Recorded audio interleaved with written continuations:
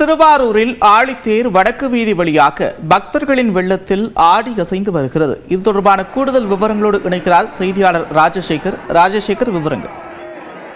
நந்தா, ஆசியாவிலேயே மிகப்பெரிய தேரான திருவாரூர் ஆழி தேரோட்டம் இன்று காலை தொடங்கி நடைபெற்று வருகிறது.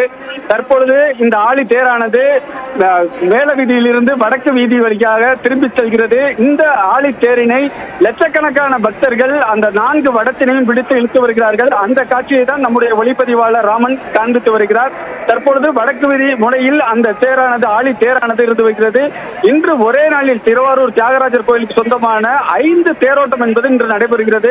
பங்குனி உத்திர திருவிழாவின் முக்கிய நிகழ்வு இந்த திருவாரூர் தேரோட்டம் என்பது விநாயகர் தேரோட்டம், முருகன் தேரோட்டம், தியாகராஜர், அம்பாள் மற்றும் சண்டிகேஸ்வரர் உள்ளிட்ட 5 தேரோட்டம் இன்று ஒரே நாளில் நடைபெற்று வருகிறது.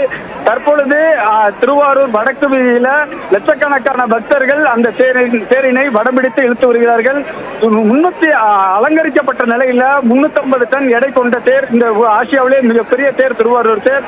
ஒட்டுமொத்தமாக அந்த தேரோட வடம் மட்டும் 425 அடி நீளம் கொண்டதாகும். ஒரு வடத்திற்கு சுமார் 4000 நபர்கள் 16,000 நபர்கள் இருந்தால் மட்டுமே அந்த வடத்தை பிடித்து விழுக்க முடியும். சுமார் 1 கிலோமீட்டர் தூரம் அந்த வடம் என்பது போகும். தற்பொழுது கீழ வீதியில் தொடங்கியது. கீழ வீதி, தெற்கு வீதி, மேல வீதி, தற்போது வடக்கு வீதி வந்திருக்கிறது.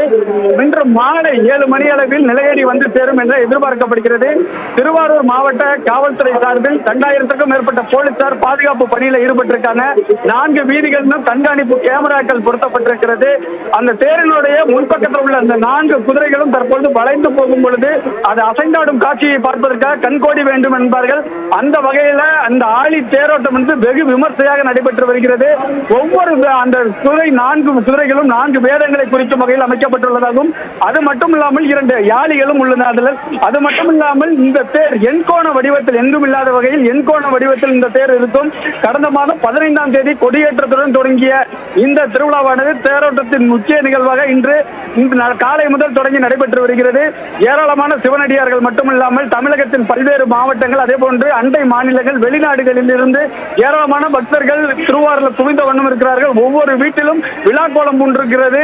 தற்பொழுது திருவாரூரில் ஆழி தேரோட்டம் வெகு விமர்சையாக நடைபெற்று வருகிறது. நன்றி ராஜசேகர் விவரங்களுக்கு.